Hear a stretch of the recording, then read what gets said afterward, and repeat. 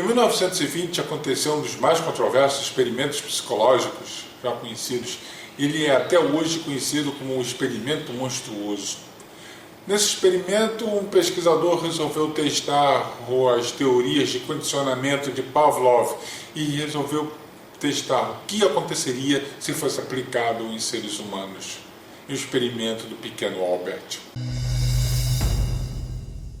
O Dr. John B. Watson era pesquisador da Universidade Johns Hopkins em 1920 e estava envolvido com experimentos psicológicos.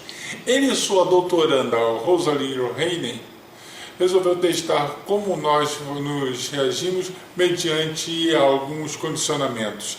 E aí fez um teste com um bebê, de pouco mais de um ano.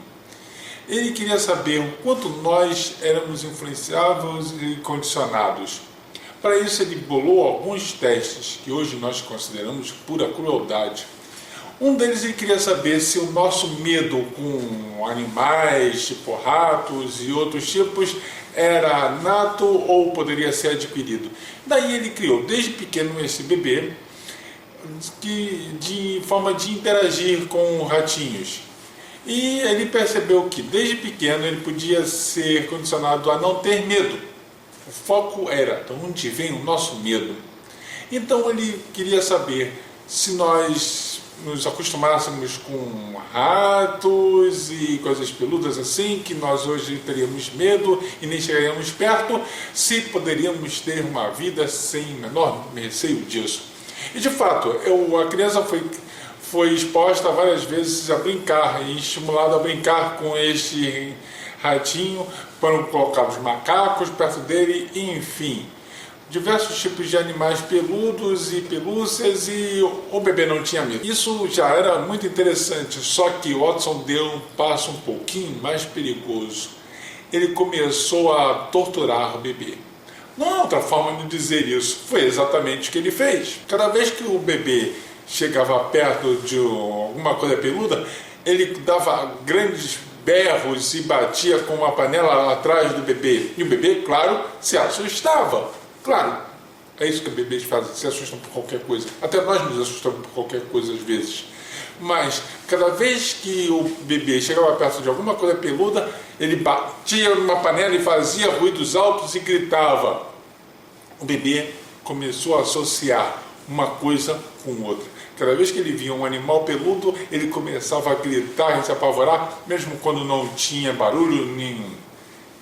Watson estava bem feliz com o que ele estava acontecendo. Ele estava bem provando as suas teorias. E o bebê ficando paranoico cada vez mais.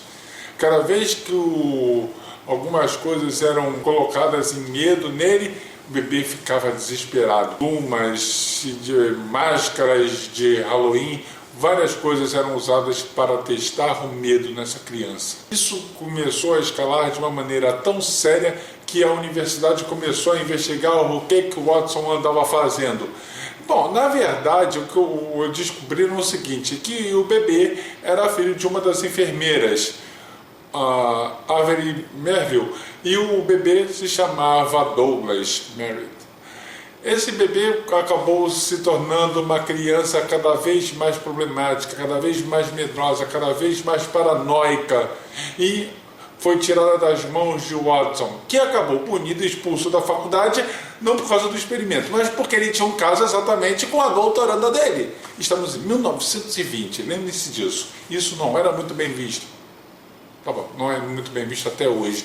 Mas os experimentos dele não foram o motivo da sua demissão. Quanto à Vila, bom, ela recebeu na época cerca de $1 para emprestar o seu bebê para esses experimentos. O que, se fôssemos simplesmente traduzir para o dinheiro de hoje em termos de inflação, daria em torno de $25. Mas devemos levar em conta que esse $1 naquela época valia um pouquinho mais. E as pessoas não ganhavam salários tão altos quanto a gente pode pensar, mesmo sendo em dólar. Quando nós observamos e vemos a ciência dessa maneira, nós nos perguntamos por que a ciência é assim? Por que nós devemos enveredar por esse tipo de caminho? E a resposta é: nós não temos resposta. A verdade é que a ciência ela busca enfrentar e vencer novas fronteiras, mas ela também não pode ser feita de maneira antiética. O experimento de Stanford mostrou quando nós podemos perder o controle, e foi exatamente isso que o Watson fez. Ele perdeu o controle de si mesmo, agindo de uma maneira totalmente insana, visando apenas o seu lado pesquisador. Nós temos muitas obras de ficção que exploram isso. Dr. Jekyll e Mr. Hyde, Frankenstein e Mary Shelley, onde a ciência é vista de uma maneira impessoal, insana, inumana. Talvez ela até seja, e talvez devêssemos nos afastar um pouco do que podemos ou não deveríamos fazer, mas há tudo um limite, e esse limite é uma coisa chamada ética. Hoje qualquer pesquisador que envolva cobaias tem que passar por um comitê de ética que vai avaliar se aquela pesquisa dele não está ultrapassando limites. Quando aqueles idiotas invadiram o Instituto Royal e libertaram os Beagles, na verdade aqueles Beagles estavam muito melhor tratados do que muito cão solto por aí. E o que fizeram com os Beagles? Soltaram ali na rua de qualquer forma. Ou alguns foram até vendidos no Mercado Livre. Ninguém estava ali preocupado com ética, e sim com ganho pessoal e disseminação na mídia. Entretanto, o caso de Watson é muito mais sério do que isso. Mas devemos parar para pensar que casos como ele foi o que realmente deu início ao uso e ao estabelecimento de comitês de ética. Alguém tinha que começar em algum lugar por algum motivo. Isso talvez seja demais e não desculpe o que ele fez. E não desculpa, de fato isso não desculpa.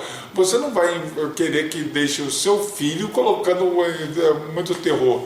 Mas ficamos naquele dilema, como nós teríamos descoberto isso?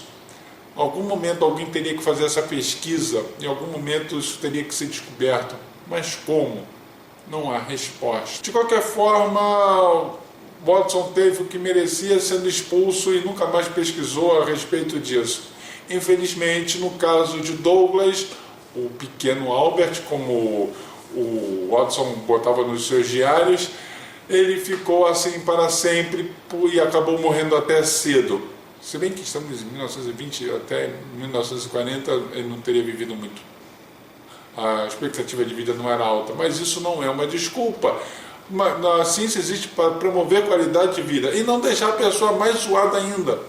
Isso basicamente porque tiraram o bebê dos braços de Watson e levaram embora. Ele não passou por tratamento para tirar todo aquele medo e a paranoia dele. Ele cresceu cada vez mais paranoico, cada vez mais com medo, e acabou morrendo cedo. Não se sabe muitos detalhes da vida de Douglas Merritt, mas nós podemos saber o seguinte: ele foi um mártir da ciência, como podemos considerar, ou apenas alguém que deu muito azar, e ele foi um marco para a ciência, para a sua evolução e desenvolvimento. Fica difícil dizer isso, mas ciência não existe só para promover sofrimento, ela existe para curar, para promover qualidade de vida. E alguns preços são caros demais.